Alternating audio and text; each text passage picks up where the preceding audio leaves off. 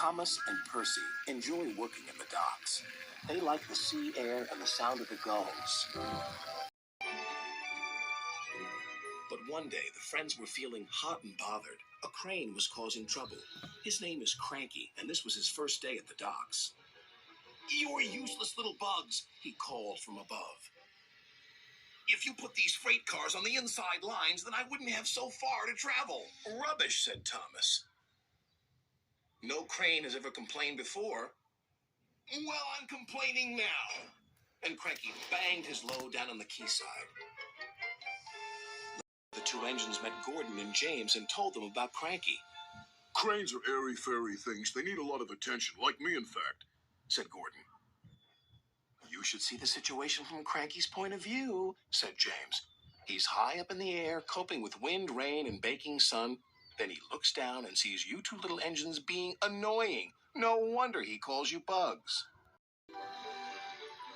When Cranky heard that the big engines agreed with him, he grew bossier still.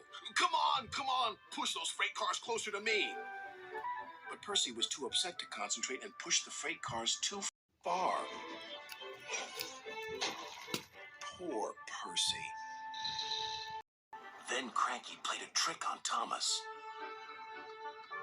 "Push your freight cars onto the outside line. It's easier for me to load up." So Thomas did.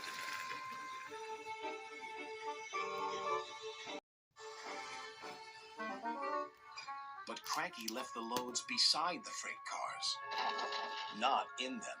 "You must have known my arm can't reach you there," complained Cranky. This mix-up caused confusion and delay. Sir Topham Hatt was most upset. "Thomas and Percy, this new crane has an important job to do.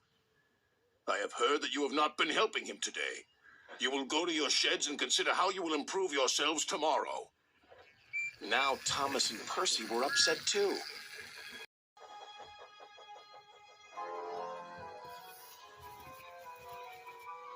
That evening, a big storm raged across the island.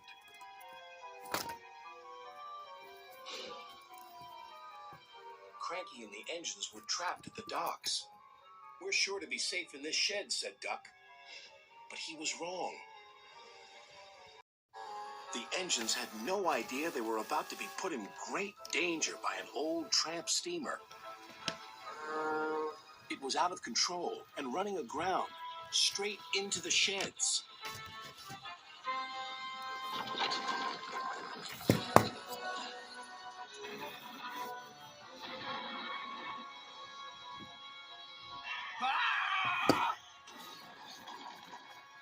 "Help!" called the engines from inside the shed. "I can't!" called Cranky. When the storm was over, Sir Topham Hatt rushed to the scene of destruction. "Thomas and Percy will help you," he called to Cranky. "And then you can help the engines." "Oh, please hurry," cried Cranky, "and tell them I'm sorry I was rude to them." "So it was you," murmured Sir Topham Hatt. "I owe those engines an apology." Thomas and Percy soon came to the rescue. And it wasn't too long before Cranky was upright again and clearing the wreckage. At last, all the engines were free. "Oh, thank you," said Gordon. "What would I have done without you?" "Well, I had to be rescued before I could help you. But I never thought it would be by a couple of Cranky was about to say bugs, but he quickly corrected himself. "Small engines, thank you. I'll never be rude again. However, you two mites are in my way, so move over." "Ha!" said Percy. "He's back to bugging us." "Don't move! You're still attached to Cranky." But it was too late.